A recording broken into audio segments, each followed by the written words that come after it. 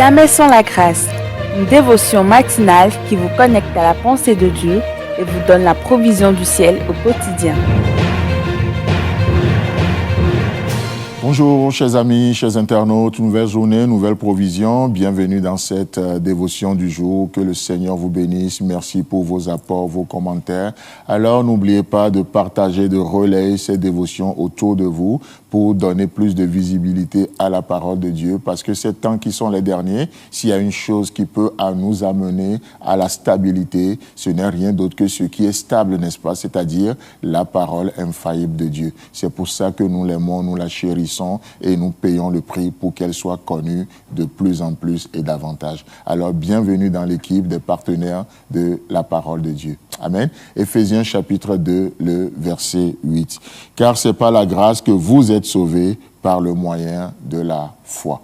C'est ce que la Bible nous dit, n'est-ce pas? Et hier, on a vu, on commence par voir déjà notre deuxième jour de voir comment on saisit les réalités de la grâce de Dieu, comment on reçoit de la main de Dieu. Ce qui nous permet de recevoir de la main de Dieu, ce ne sont pas nos mérites, mais c'est par la foi. La foi reçoit ce que la grâce donne. Et c'est merveilleux, n'est-ce pas? Et c'est quoi la foi? Loin de toute définition théologique, comme on le voyait, la foi, c'est de dire oui à Dieu.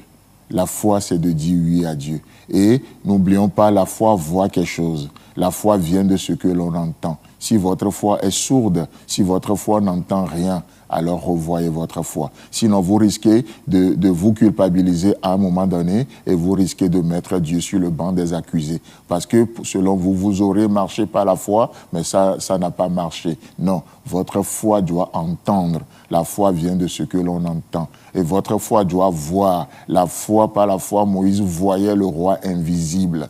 Vous voyez, j'insiste encore là-dessus parce qu'aujourd'hui, beaucoup de choses sont appelées foi, mais qui ne sont rien d'autre que de la présomption, qui ne sont rien d'autre que de la folie. Et après, on dit ça n'a pas marché. Non, avec Dieu, ça marche toujours. En tout cas, à la méthode de Dieu. À la méthode de Dieu. Vous voyez? Donc, c'est par la grâce que vous êtes sauvés par le moyen de la foi. Donc, la foi, c'est de dire, Dieu, tu as raison. La foi, c'est de dire la même chose que Dieu.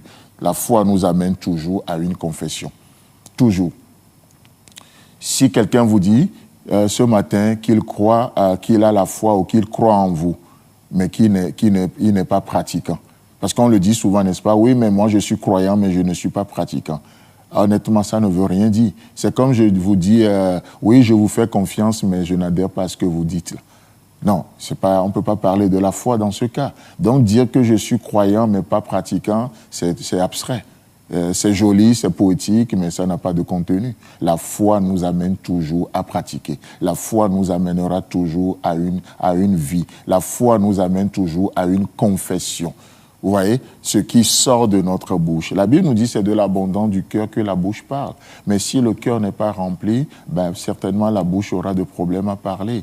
Vous voyez, c'est ce qui remplit le cœur, qui déborde de la bouche. C'est pour ça que Jésus nous dira aussi, ce n'est pas ce qui entre dans l'homme qui le souille, mais c'est ce qui sort de lui. En d'autres termes, ce qui fait ses convictions profondes. Ces convictions profondes. Chers amis, chers internautes, c'est pour ça qu'aujourd'hui, nous sommes appelés, vous savez, dans le monde évangélique, nous avons cette expression, la confession de foi. Vous voulez vous visiter une église, une communauté, on demande, mais c'est quoi votre confession de foi? Ça veut dire quoi? Ça veut dire que ce que vous croyez vous amène à une confession. Ce que vous croyez vous amène à une vie. Ce que vous croyez vous amène à tenir un langage donné. Et ce matin, si je vous pose la question, toi qui m'écoutes, c'est quoi ta confession de foi? Oh, moi je suis malheureux, je suis... Ah ouais? Donc je vois quelle foi tu as. Ah non, sinon je suis croyant. Ah non, mon œil. La foi nous amènera toujours à une confession. David a dit, je suis malheureux, je suis indigent et pauvre, mais l'Éternel pense à moi. Voilà ma confession de foi ce matin. Oui, il y a la réalité, mais je déclare la vérité ce matin au nom puissant de Jésus. Et la vérité libère. La vérité libère. Elle brise les chaînes. Voilà la confession de ma foi ce matin. C'est pourquoi, au-delà des réalités présentes, je m'accroche à la vérité de la parole de Dieu. Je m'accroche à ce que Dieu me dit dans les Saintes Écritures et il me sera fait comme il m'a été dit. Vous savez pourquoi? Parce que celui qui nous a parlé n'est pas un homme pour nous mentir. Il est Dieu, il est Dieu. Si votre foi ne vous amène pas à une confession, alors c'est que trouvez un autre nom. Chers amis, chers internautes, aujourd'hui, vivez votre foi et soyez épanouis. Amen. Si vous avez aimé cette émission, parlez-en à vos amis. Parlez-leur du message de la grâce et de ce qu'il fait dans vos vies. Pour un sujet de prière, une question ou pour devenir partenaire, contactez-nous au 00229 94 75 80 20. Que Dieu vous bénisse et à la prochaine. En attendant, pensez avec Dieu.